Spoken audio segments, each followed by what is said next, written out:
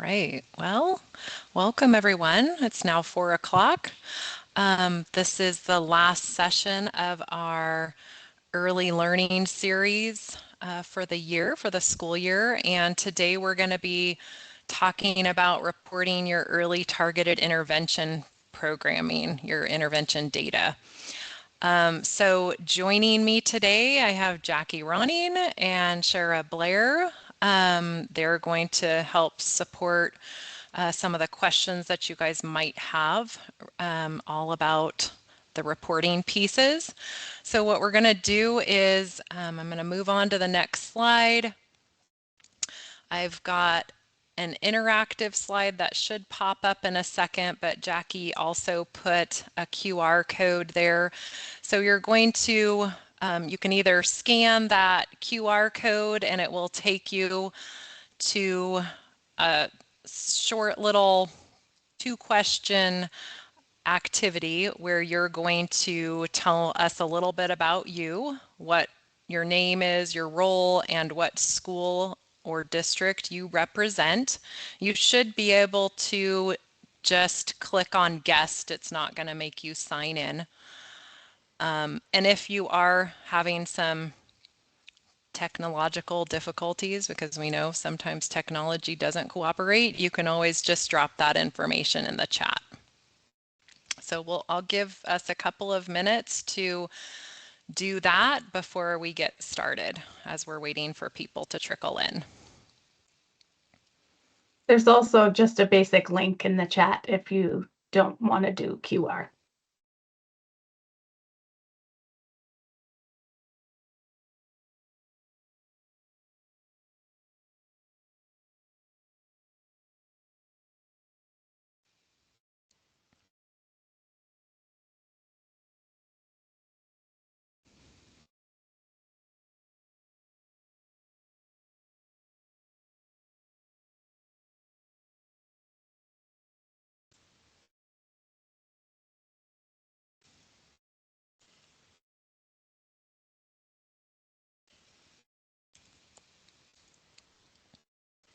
For those of you just joining us, we've got a question up on the screen, and you're going to access those couple questions either by the link that Jackie put in the chat or the QR code. The code, Cheryl, is going to be the SMJ2. Thanks, Jackie.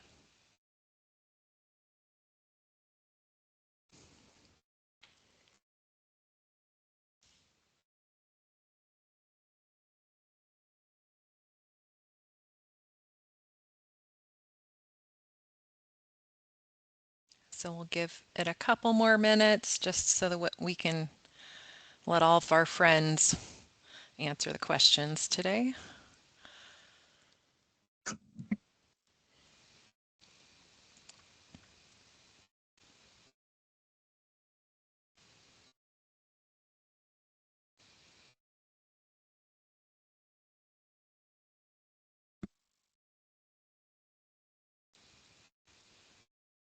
If you are just joining us, you're going to use the link or the QR code that Jackie put in the chat to answer this question, these couple questions about what your name is and what your role, and then what school or district you represent.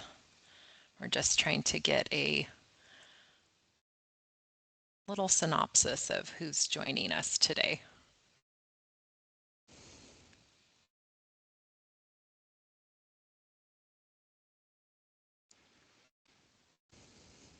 There are many of you. Yes, we have a lot of friends out there today.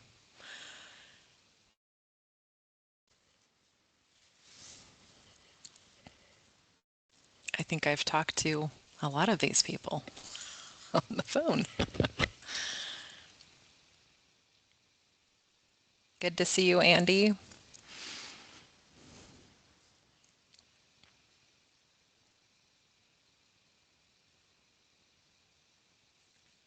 Welcome, Chandra. I hope I said your name correctly.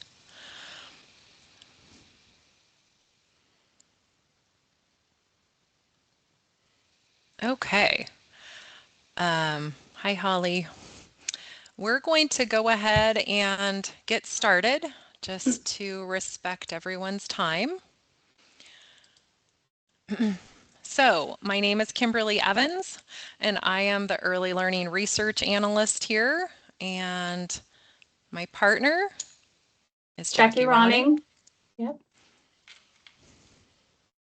Okay. I'm the early learning coordinator. I'm content, she's data, basically. Okay, so I've got the vision of our SIPL team, which is that we are committed to providing high quality, evidence-based and sustained professional learning that empowers educators and strengthens student outcomes across the state of Montana. That's the vision for our team.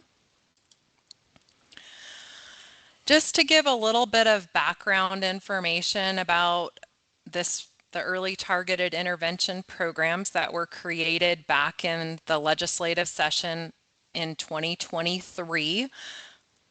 It was originally referred to as the Early Literacy Targeted Intervention Act, House Bill 352.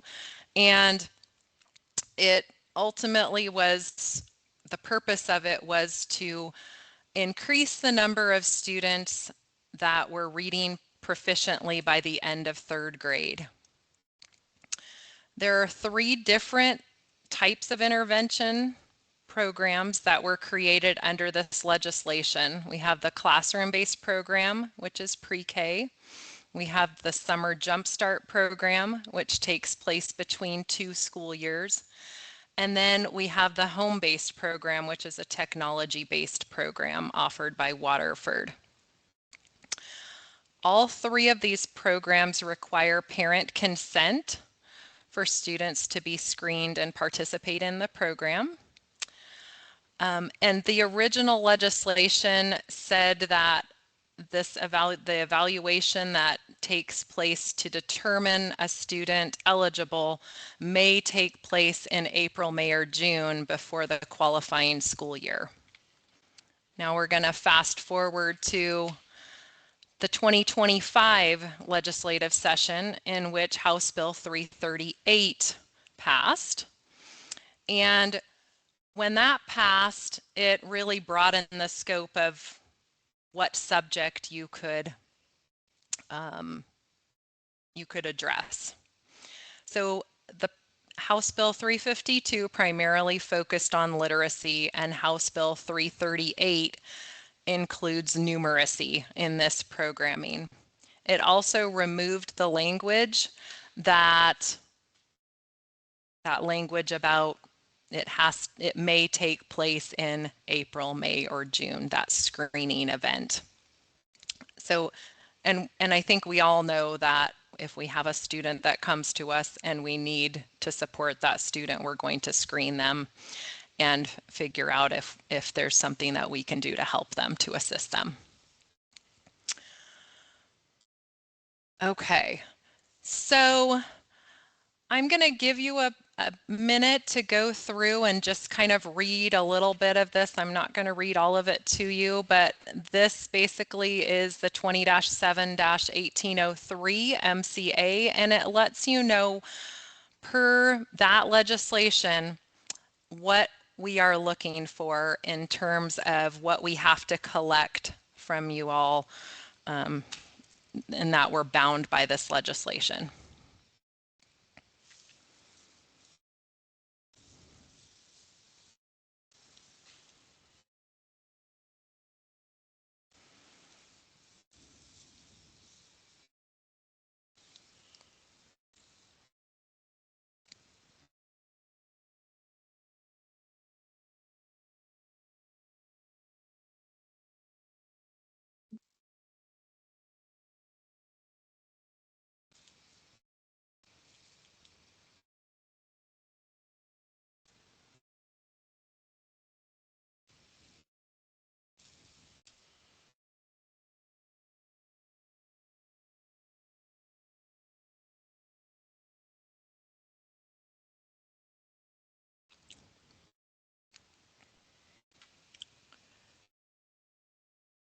Okay, I'm going to move on to the next slide. And this is a little bit more reading material for you. Just gives you information about some of the longitudinal data that we're going to be collecting based on the kiddos that participated in this programming. So I'll give you another minute to gloss over that and gather some information.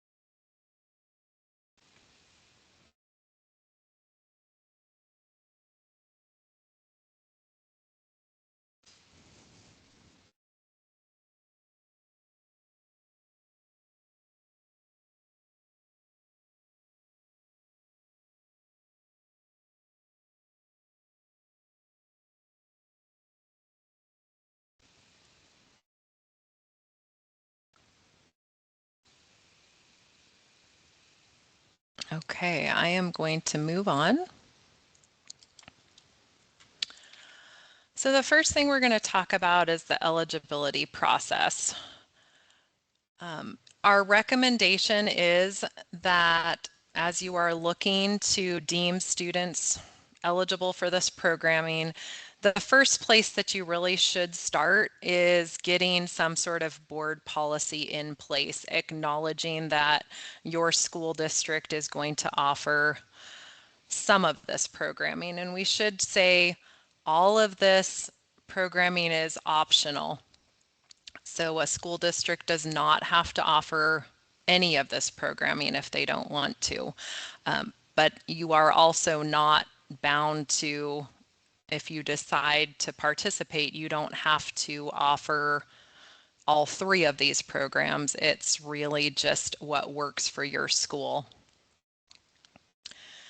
The next thing that you will do is you will screen the students. You'll look for a screener to use, and I do have the links here for the literacy screeners and now the numeracy screeners that were approved by the Board of Public Education. And then after you have screened your students, you're going to determine what program or programs you're going to offer.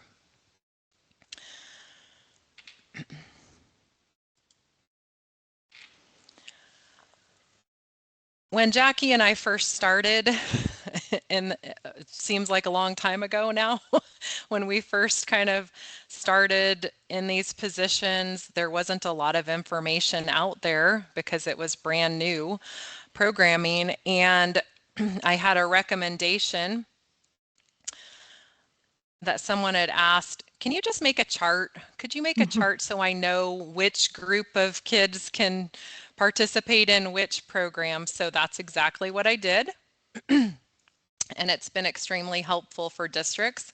So as you can see by the chart here, if you have a 4-year-old student, the different programs that are available to them, so they would have to be 4 on or before September 10th of the year that they would participate in programming.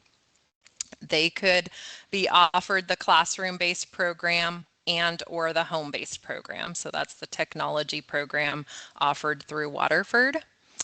If the student is going into kindergarten, you could offer them the Jumpstart and or home-based, and that also applies to your first and second grade students, so going into first and second grade. And then our kiddos that are going into third grade, they are only the only program available to them would be the Summer Jumpstart program. And the disclaimer down here at the bottom is important to note that Jumpstart is for students who are 5 years old or older on or before September 10th and have not yet completed 3rd grade.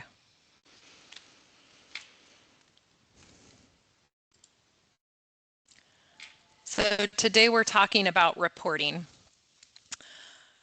This chart is going to let you know, give you the information about what pieces of data are collected and where they are collected.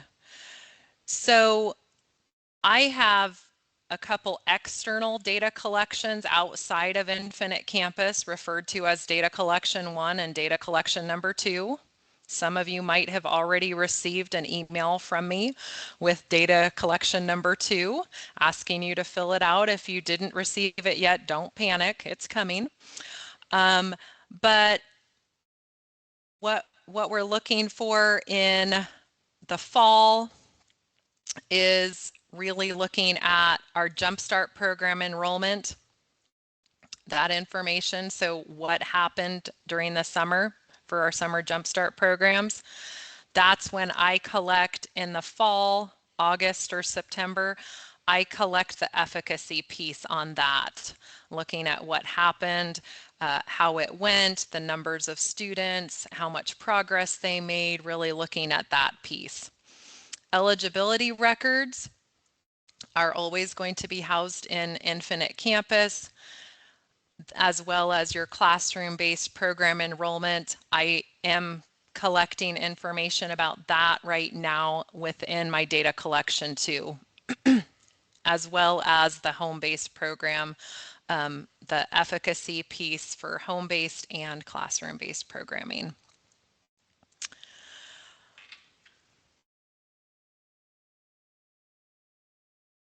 Okay, so this is just letting you know that under 20-7-1803, we have to collect the data, we have to collect on the efficacy of all of these programs. And there is a link here where you can go through and take a look at data collection number 2. I will send it out as well when you receive the email from me. It is helpful for you to go through and kind of look at what data I'm looking to gather, and also looking at what information you have already reported in Infinite Campus.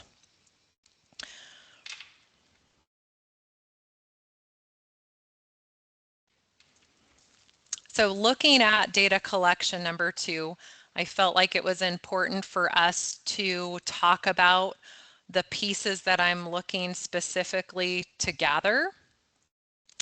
Specifically, I'm looking at the classroom-based and home-based programs within this data collection. As I said earlier, Jumpstart information will be collected in the fall. A key takeaway is that I need you to fill out data collection number 2, even if your school didn't participate. There's a question at the top, one of the very first questions, that will ask you which program or programs your district participated in as far as early targeted intervention programming. And then there's also an option to select that your school did not participate. If they did not participate, it's going to shoot you down to the end of closer down to the end of that survey, and it's going to ask you about your intent for next year, for 26-27. Are you planning to have early targeted intervention programming at your school next year? And if so, who will be your early targeted liaison? Who will be your early targeted data liaison? And that could be this one and the same person. It doesn't have to be separate people. I will also be asking if you are looking to offer a summer Jumpstart program and or the home-based program for the 26-27 school year.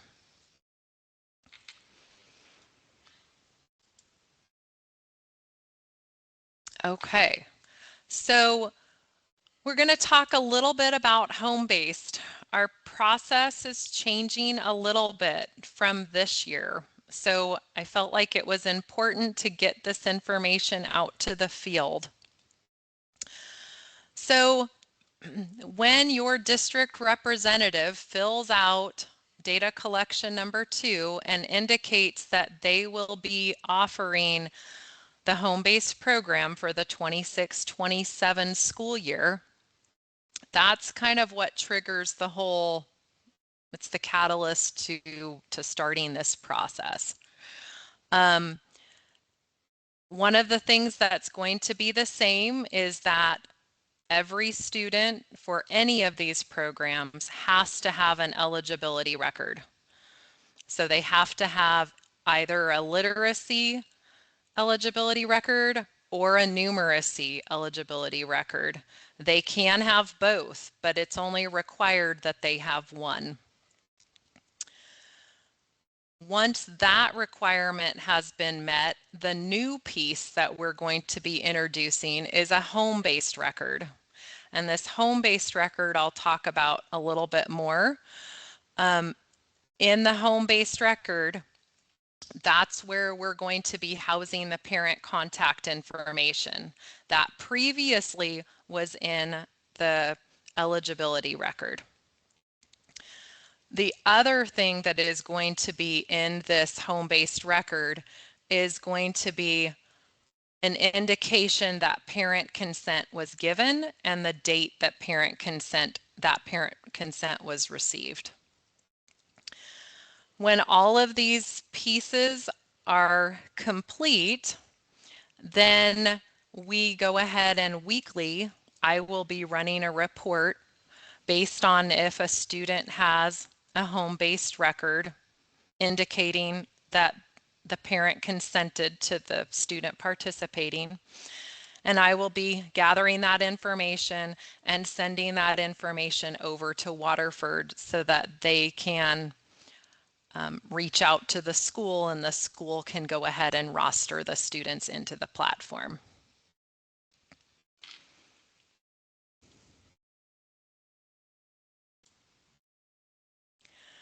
So here's a little piece of, just to give you a little snippet of where you're going to be looking moving forward, where you're going to be looking for this home-based record.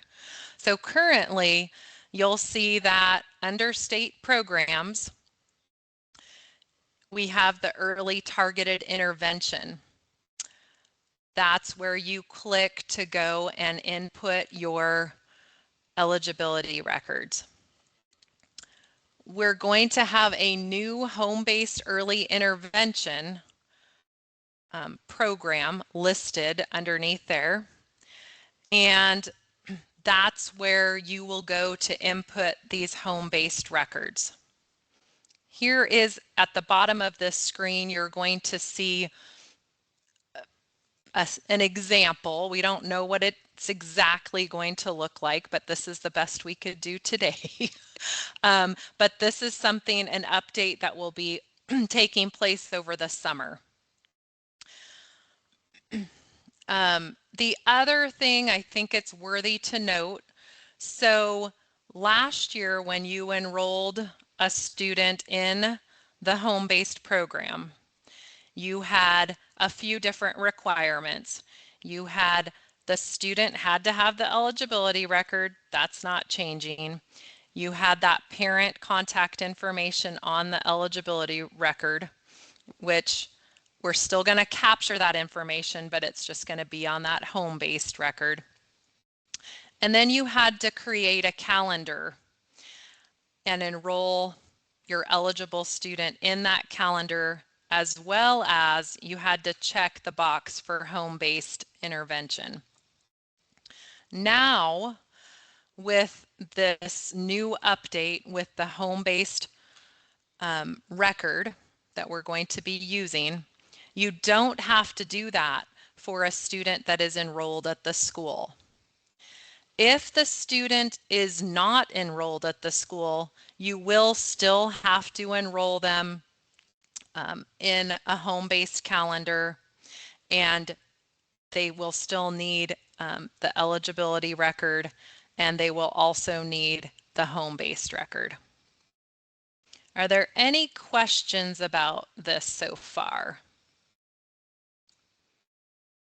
You can either drop them in the chat. I just want to make sure that things are clear. You could drop it in the chat. You could come off of mute.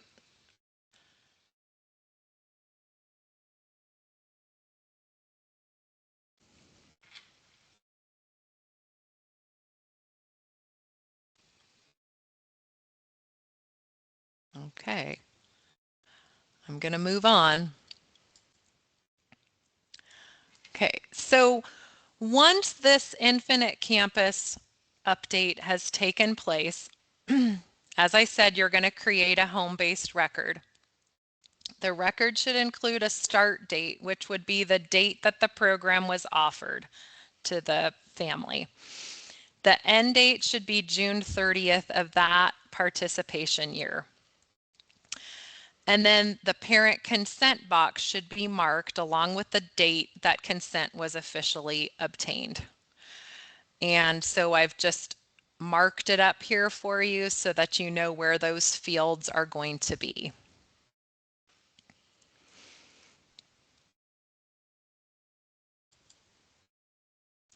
So let's say you offer this programming to a student, you have them eligible, you have their eligibility record in the system, and you send home, I do have this resource linked in here, you send home the home-based eligibility/consent form.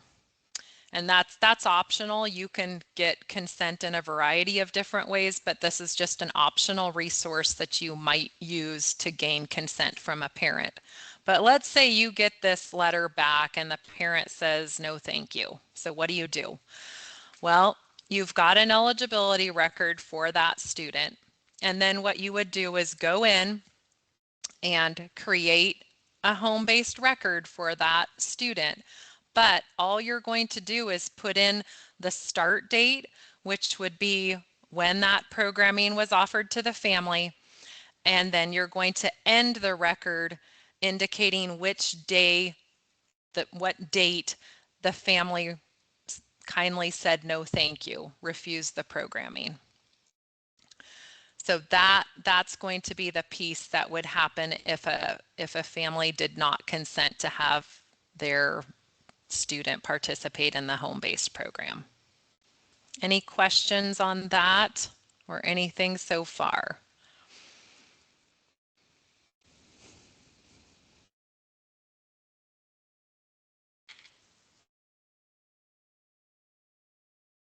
Hey, Kimberly, quick question for you. Yep.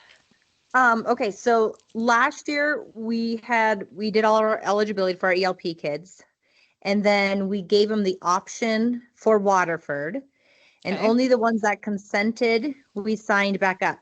So now we're going to have to also say that they did not consent. Is that what this kind of means? Yeah, well, we are trying to document if a family was offered and didn't participate in the intervention.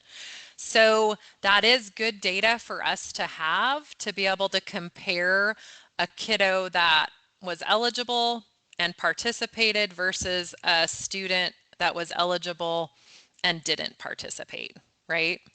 Okay. So you would have those eligibility records in there, and then you would just put the date in those couple fields. That they didn't consent to it. Okay. Correct. Thank you. Does that was just make one sense? question I had. Okay. Yes. Okay. All right. Any other questions before we move on? Okay. So a couple of things I felt like it was important to call out in terms of eligibility records. On the eligibility record, under where it says record entry date, we do want that to be the day that the assessment was given to the student. And that's something that we're hoping at a later date will actually be labeled assessment date. Right now it's called record entry date. The other thing that I think it's important for us to call out is the state grade on the eligibility record should be the grade level of the assessment that was given to the student. That doesn't necessarily correlate with the grade level of the student, right? So think about if you are assessing kids now and you're putting in an eligibility record for next year. So say it's the student's going to be first grade next year. So you would be giving them, under the state grade, you would be giving them a kindergarten assessment because that's the grade level of the assessment you're giving them. You wouldn't put in first grade because they haven't accessed first grade content yet. So they wouldn't be given a first grade assessment. And then I think one of the other things I already previously mentioned, but I think it's just worthy to note, is that they only need one eligibility record for the school year. It can be literacy, it can be numeracy, you can put them both in, but it's really not necessary. And then going forward, that parent contact information that is currently living at the bottom of that eligibility record, that will be going away, and we will have that information living in the home-based record, and that'll be an update happening during the summer. So our recommendation at this point in time would be to offer the program if you're planning on offering home-based, get the consent from those families that are going to participate. And then once this update goes live, you can go ahead and enter in those records into Infinite Campus. That doesn't mean you can't get your eligibility records done ahead of time. So those can all be entered already. Just we would ask you don't fill out the parent contact information at this point in time on the eligibility record. Okay. So this is just, there's some snapshots here, just kind of looking at the difference, just adding the numeracy piece now that we have guidance from the BPE on which evaluation methodology tools can be used. All of the domains are currently loaded in there, and those options are going to be based on what you choose for that state grade. That's why it's so important that that state grade matches the grade of that assessment that you gave.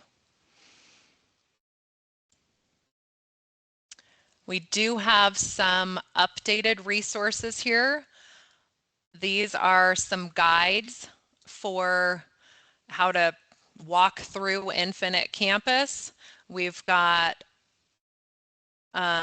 information in here about the classroom-based program, the Summer Jumpstart program, and then working on an update for that home-based guide so that we can get that out to you soon.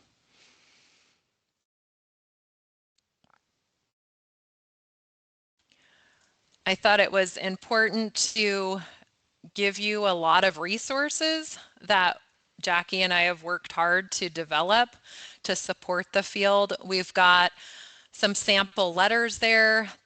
There's a parent consent form that you could use for your Jumpstart, you could use for classroom-based. We've also got an eligibility sample letter, and then the newest one that I created was the home-based consent and eligibility letter, and that one will assist you in getting consent from a parent.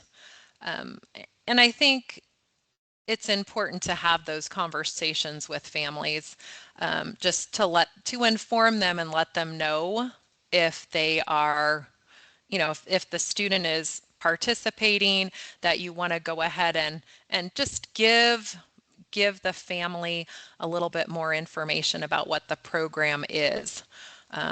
You know, what it looks like, what the expectation is in terms of time. And then we've got our one pager.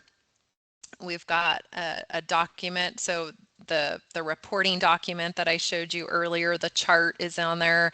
The programs chart is also on here. We've got a timeline, so a hypothetical timeline in terms of, you know, if you're looking at starting some programming, if you're looking at getting a summer jump start started, if you're looking at getting a classroom-based program started in the fall, if you want to get started with home-based, that's something that we can help facilitate as well. We have a common misconceptions document. So we used this earlier in we did an implementation meeting back in March, and this was helpful because there's a lot of information about what people think our programming is and what it actually is. So those were just some questions that over the years we have collected. And so we use those to kind of address some of those common misconceptions. There's an FAQ sheet there, as well as a planning worksheet. So if you are looking to get started, it goes step by step with what you might want to, a plan you might want to follow.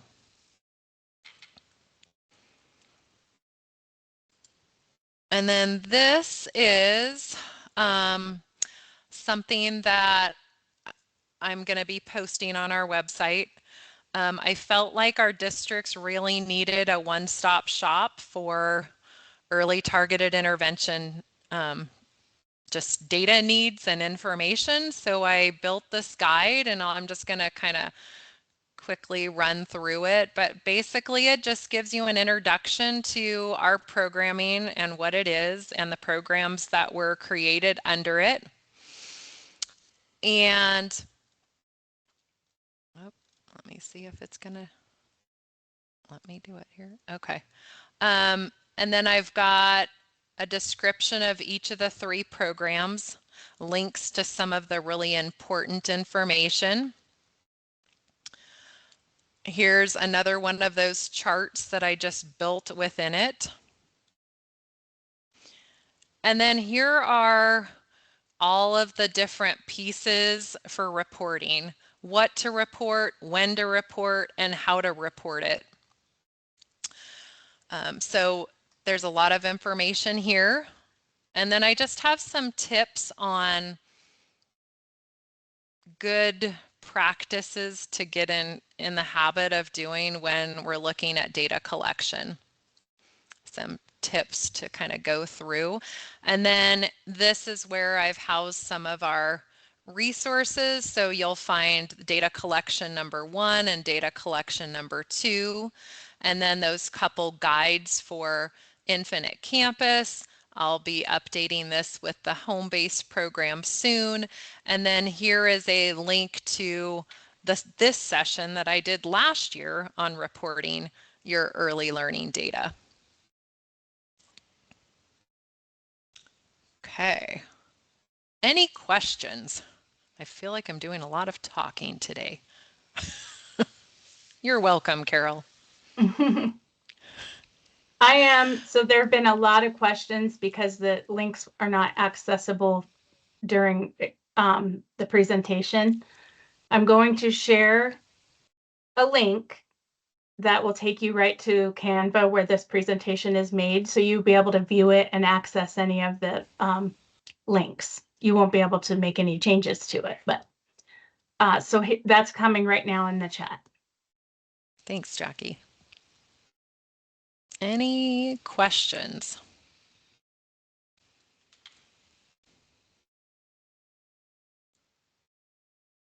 Okay.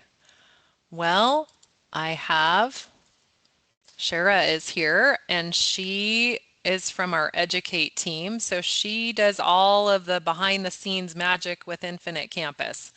So I thought it was important to include her. She has some real critical information, some tips and tricks that she wanted to share. So we'll go ahead and have Shara share with us. Shara gets to share. I like it. Um, That was a mouthful. it was. I guess I'll say that we've kind of had some learning experiences over the course of the year, sort of a disconnect, if you will, with what people think they're putting in Infinite Campus and then kind of the funding side of things. So early, and Kim and Jackie, correct me if I misspeak, the early targeted intervention program is an A and B eligible program, meaning annual number belonging, which is a number that shows up on your Mayfair's report for school finance that basically becomes part of your budget. So essentially, you're getting money for these kids based on how you're serving them. So it has to be at least a half-time program. Potentially, it could be a three-quarter time program or a full-time program. And that would be then what A and B you get for those students. So essentially, we want to kind of have you set it up so that you understand the students that you're reporting and what the validations then show you. So kind of starting at the basics, what we're recommending is that we are encouraging you to set up custom grade levels because preschool is kind of getting convoluted. So if you have a Jump Start program, which is kindergarten, first, second, and third, to keep it separate from your regular school year enrollments, we're encouraging you to set up for that Jumpstart calendar. And again, Jumpstart is your summer program, custom grade levels. So we gave you kind of some examples here of J meaning Jumpstart and then KG for kindergarten. So then you would have a Jumpstart first grade, a Jumpstart second grade, and a Jumpstart third grade. And that's going to allow you to then kind of see on the enrollment summary reports that these students are different than your kindergarten first, second, or third grade students. And then for classroom based, a lot of people are calling it the early target intervention program. So ETI seems to be the most popular grade that we're seeing. On the back end, it's really state reported still as PK, but again, you're distinguishing that this preschool student is different than maybe like a special ed preschool student. Or maybe you have some other sort of preschool program. So it's just going to help delineate, like if a superintendent were to come to me and say, hey, Shara, can you tell me which students are in our early target intervention program, which again is preschoolers, I'd be able to say, sure, I can just filter by who's in ETI. Versus if I label everybody as PK, now I'm not really sure if they're early targeted or if they're speech only students, or maybe you have a special ed preschool that's not early targeted. All schools are doing all sorts of different things. And then for home base, we're recommending, and this will be again for those students who don't, so for next year, those students who don't have an enrollment in any other instructional calendar, that you create that separate calendar called home base. So they would likely be like homeschool, private school students participating in this, or not choosing to not participate in your program, and then just label those grades as like HB for home base and then the PKK 1 or 2. So any questions on that grade part? Sure, we did have a statement or a question, I'm not sure, in the chat. It says students going into first grade would be J1, not JK. I don't. So it would be the grade that they would be. So Jump Start is a I'm just going to give the example. If you're doing a Jumpstart program this summer, this coming summer, it's part of the 26-27 school year. So it should be whatever grade they are for 26-27. So it would be preschoolers from this year, kindergartners from this year, first graders from this year, etc. So I want to say the answer to your question is yes. So we label them as the students for the grade they're going into for the 26-27 year. That's my understanding, yes. Okay, thank you. Because you're getting A and B for them for 26-27. Technically, the cutoff is like July 1st, but the early targeted program can start earlier than July 1st, but it's going into the next fiscal year.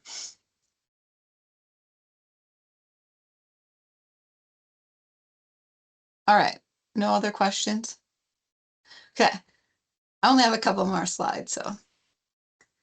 All right, during the reporting windows so Jumpstart is going to have, since it's a summer program, we'll have like an August reporting window. I think it has to be done by August 30th. We do create validations specific to that collection. So we would want you to run our validations for the collections. And then for the school year, you want to look at those A and B collections. So fall A and B and spring A and B.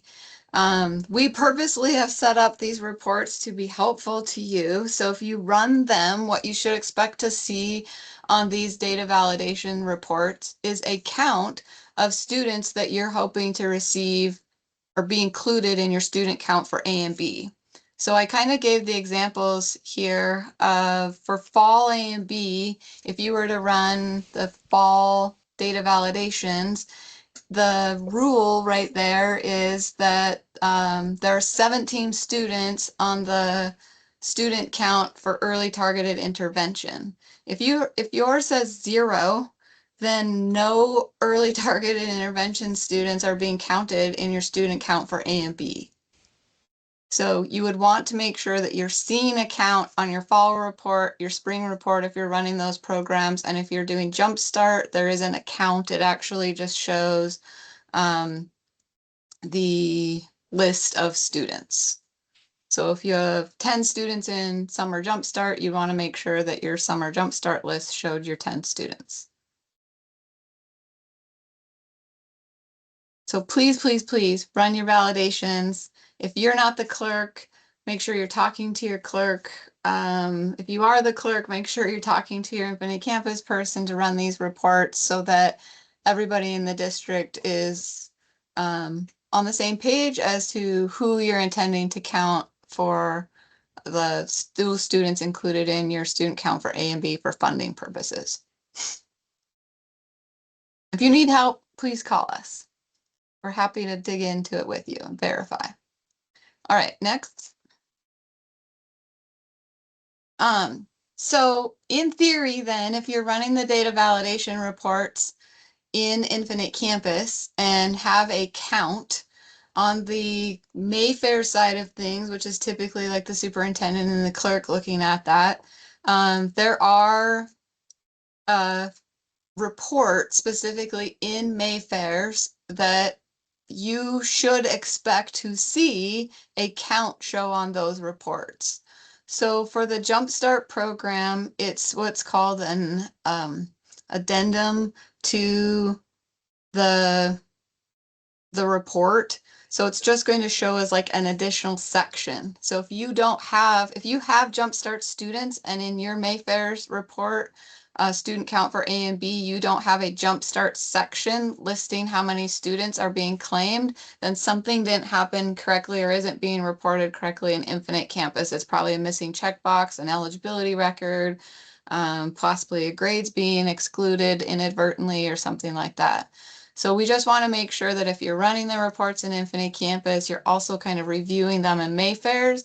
So if you're saying 12 students participated on the Infinite Campus side, you want to make sure that your Mayfair's report is counting your 12 students for Jumpstart as well. For spring A and B, fall and spring A and B, there is a separate grade level specifically called early targeted intervention. So that should be your PK students in early targeted intervention that you're expecting to get A and B for. A If you do classroom not, program. Yeah. yep, so that's the classroom-based program. So if you Yeah. don't see that line item on there, they're not being included in your student count for A and B towards your funding formula. So you're not getting all the money that you would hope to be getting. So please just communicate with the data side at your school and the business manager side of things to make sure that your reports match, because we want to make sure that if you are running a program, that it's being reported and that you are getting your funding that you're expecting. Any questions on that?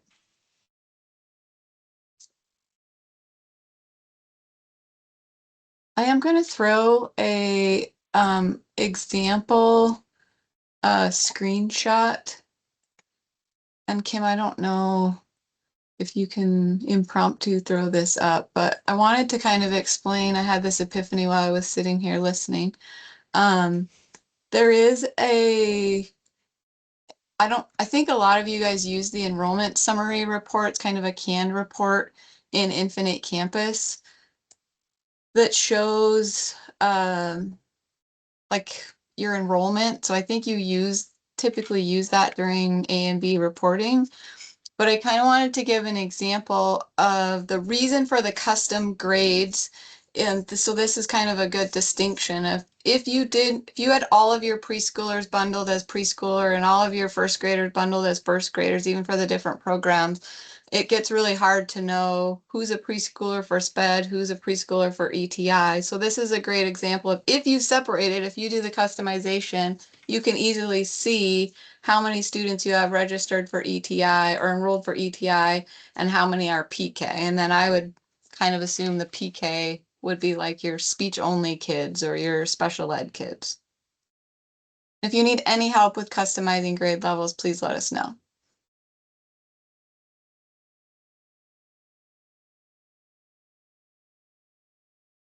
There's that picture in there. Okay. Any We've questions for come me? to the end. Any questions for Shara or anyone on the team? Feel free to come off mute or drop them in the chat. If there's anything that you are just dying to ask today. Can I ask a quick question? Yeah, Sorry, I'm losing my absolutely. voice. I was gonna say. I know it's been a day.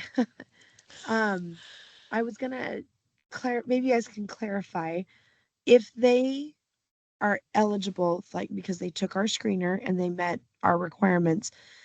Does it matter if they are 4 only, or do we also receive A and B funding if they are 5? For the You mean classroom-based program. if they're so if they're 5 years old and they're participating, instead of going to kindergarten, they're participating in your Right. If they haven't gone to kindergarten yet, they still failed our screener, met our qualifications of, qualified in 1 or 2. However, does it make a difference if they're like, does it just have to be 4-year-olds, or can we also include You 5-year-olds can and still include 5-year-olds. receive? Right. Yeah. As long as Yes. they meet As the long as they're eligibility in the screener, eligible. Yeah. then it doesn't matter if they are 4 or 5 years of age. Yeah. There are Perfect. lots of kids in that kind of zone. It says they must be 4 by September 10th. It doesn't say anything else. As long as they haven't completed kindergarten. Correct. Right. They can't go back. And you wouldn't want a kid who's 6, but No. so just be careful about that. But there's a bit of gray area in that if we had met a 5-year-old who met those qualifications, we'd still receive yes, you still receive the A and B. Correct. And then I had one other point, I want to make sure we're all up and up. Last year we talked a little bit about if we had a child who say hypothetically came in at 4, did a whole year of early targeted interventions, if they still were not ready to progress, do they get another year as long as they still qualify through the screener? Yes. Yes. Okay. But again, Because they that haven't gone caveat, to kindergarten and they still have to be rescreened, right? they have to be rescreened at their current age and still qualify. And still qualify. But they But- could, I would still caution that at that point, is it really time for an evaluation? Is the concern greater that they were there for a whole year, Right. most likely a full-time program? yes. And so that, that's a little more of a team decision. And I wanted Yeah. to make sure I had the correct information before Yeah. we made those kinds of decisions and Yeah. figured out placement. So Yeah. as long as they still meet the requirement They in still those meet the two. requirement. Yep. Cool. Thank you so much. Heather, I was going to address your comment.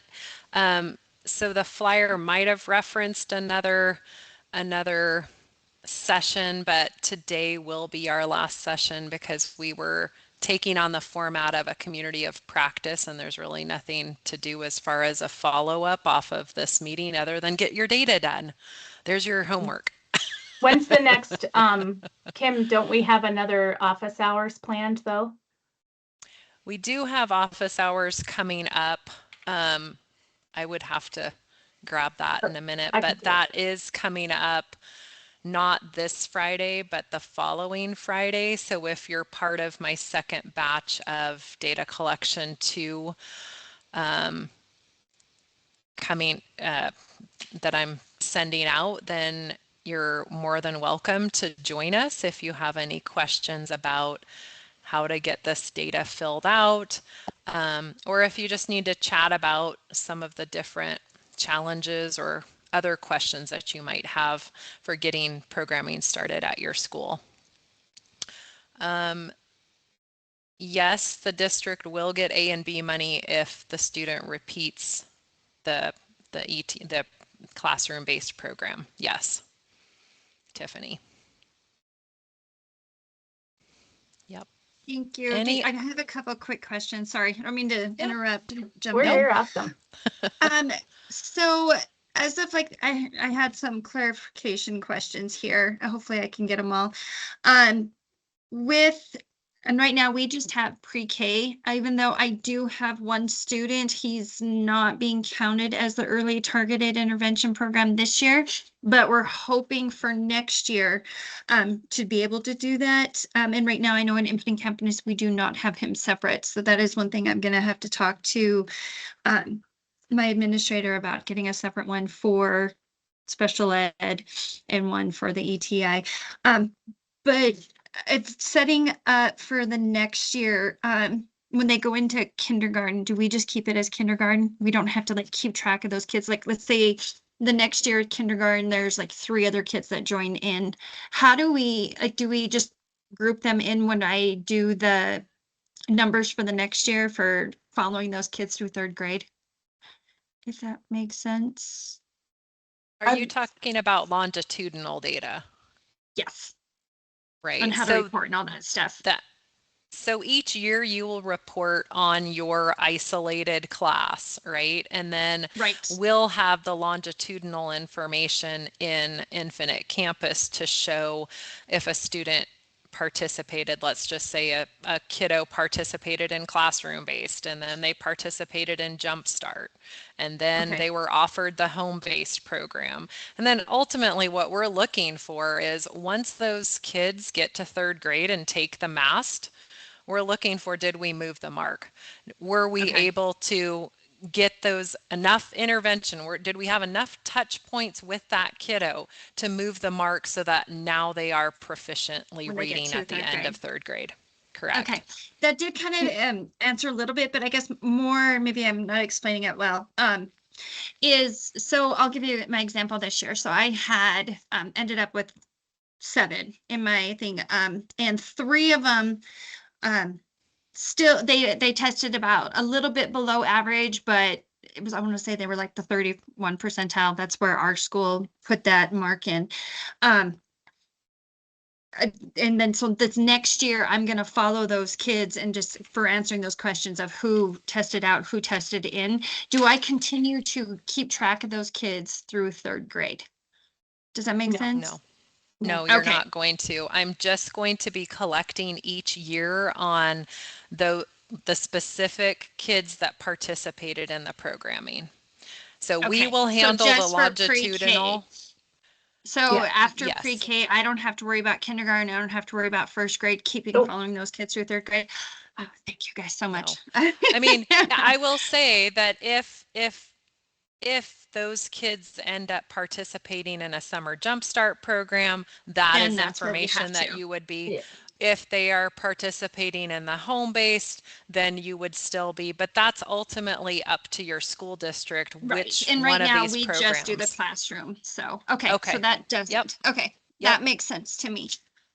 Also, I was gonna ask another one is the Infinite Campus, the records, my administrator was asking, like, what, with that data from the assessments, what do we do with those tests? Do we need to keep them? Do we need to just have them in? Because we used Ames Web Plus and Get Ready to Read. Where would you guys like us to keep that information? Once you report that it's in Infinite Campus, I would put then that My only thing information. is, okay, I don't mean to interrupt, but my only thing is I did talk to Infinite Campus today and they do not have that information like to No, share. They said that's a they don't. one-way deal. Okay. Yeah, it's actually, you're reporting, it's probably on a data collection. Regardless of your copies should go in then in their student folders. Okay, that's what Kids, he was yep. wondering, and so they Yeah. should go into their actual student records Yes. in our things. Okay, that's what he was wondering of where that. So we'll go ahead and keep track of that. Sorry, I have a whole list of stuff Yeah. here. Like, for example, I kept the pile until the end of the school year, until everything was reported, and then gave it to the person who could put it in their files. Okay, no, that sounds great. That's exactly so. So we don't, that was another thing is they were wondering with Infinite Campus if we have to worry about getting that stuff to them, but you guys will keep track of that stuff. So No. that kind of answered those. So for right now, until I get a little. Oh, she cut off. You muted accidentally hit yourself. mute. Oh, We sorry. can't I hear was you. just, sorry. My computer is one of those touch ones that even if I hover, it'll click. But yeah, right now, I think that kind of answers everything that I see now, but if I think of some more, I can reach out. Yep, sounds good. Okay, thank Anyone you. else with, you're welcome. Anyone else with any questions today? I did move to the next slide, so you do have our contact information. Feel free to reach out with any questions if you think of something after. It looks like Jackie did drop the office hours, which are going to be from 9 to noon on May 15th. That link there, the Um, last link in the chat, that's the link to get you in the meeting, so you may want to copy it somewhere. If you haven't received my data collection yet, you will be. Don't panic. I will be sending it out. I have 2 more batches to send out. So I tried to be a little intentional this year and send them out in batches based on when you guys are getting out of school, when your term ends. Any other questions? I don't want to hold anyone. So if you don't have a question, you can feel free to leave, but we are happy that you joined us today and got all of this information. I will go ahead and look and gather who was here and make sure that we get those slides out, that I get a link to you for the early targeted intervention data guide that I built. So there's a lot of information, I know. Yeah, there is. We will still send out the slides, but I did share a link to the Canvas, so. And there's Okay. quite a few people were in it, so. Oh, good. thank you, everybody. Remember that we'd love to hear about how wonderful your programming has been.